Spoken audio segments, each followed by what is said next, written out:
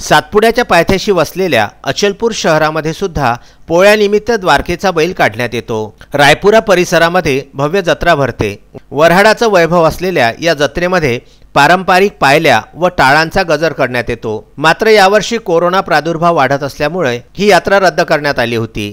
येथील श्री युवा गणेश मंडळाच्या वतीने मारबत मातांचे पूजन करण्यात येते। पहाटे इडा पिडा रोगराई घेऊन जागे मारबत म्हणत मातेला साकडं घालण्यात येते। यंदा सामाजिक अंतराचे भान ठेवून मारबत पूजन करण्यात आले। यावेळी विकास पुरी, चेतन पात्रे, सागर मते, मनोज कुकडे, तुषार कुकडे, महेश सुरंजे, महेंद्र दंडारे, सुनील रणदिवे, अमोल गबने, रिद्धिश गबने, नंदू रावेकर, गोपाल पाचपोर यांच्यासह युवा गणेश मंडळाचे पदाधिकारी व कार्यकर्ते उपस्थित होते। तसेच अचलपूर येथील माजी सैनिक गणेश सोनोने व सुनीता सोनोने यांनी पोळ्याला बैलांची पूजा करून कृतज्ञता व्यक्त केली।